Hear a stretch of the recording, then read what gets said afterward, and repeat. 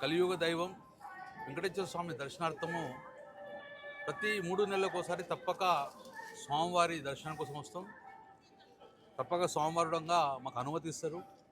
ఎందుకంటే స్వామివారి అనుమతి లేని దర్శనం కూడా జరగదు కాబట్టి స్వామివారి అనుమతితోటి ప్రతి 3 నెలలకు వస్తే దర్శనం ఇస్తున్నాం. అందుకే ఇందులో భాగంగా ఈరోజు కూడా స్వామివారి సుప్రభాత సేవలో మరియు ఫస్ట్ బ్రేక్లో ఈరోజు దర్శనం చేసుకోవడం జరిగింది.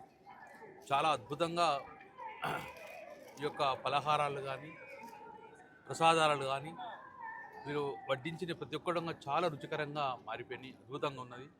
టీటీడీ యాజమాన్య కూడా నేను వారి కృతజ్ఞతలు వేసుకున్న అద్భుతంగా నమ్మకం కలిగే విధంగా వారు ప్రసాదాలు తయారు చేశారు.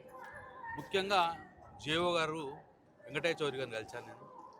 వారికి ఒక విన్నపం, తెలంగాణ రాష్ట్రంలో హైదరాబాద్ తర్వాత రెండో నగరం పెద్ద నగరం కరీంనగర్లో తిరుమల తిరుపతి దేవస్థానం వారిచే వెంకటేశ్వర టెంపుల్ కడతామని చెప్తే 10 ఎకరాల భూమి అప్పుడు కేసీఆర్ గారు ముఖ్యమంత్రి ఉన్నప్పుడు 10 ఎకరాల భూమి కేటాయించడం జరిగింది తిరుమల తిరుపతి దేవస్థానానికి. టీటీడీ వారి పైన రిజిస్ట్రేషన్ అయింది, టెండర్ కూడా కాల్ఫర్ అయింది, కాంట్రాక్టర్ ఏజెన్సీ కూడా కన్ఫర్మ్ అయింది.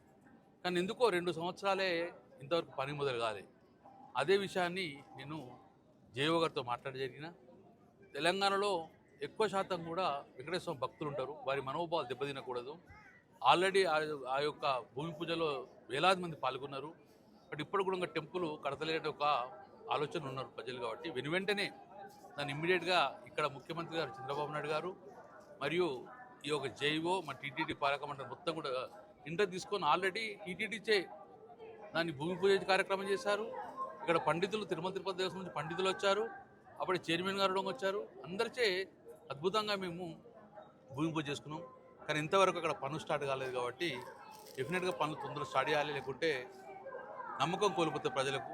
అటువంటి నమ్మకం కోల్పోకుండా వెంటనే టీటీడీ చేయాలని చెప్పి రిక్వెస్ట్ చేసి జరిగింది.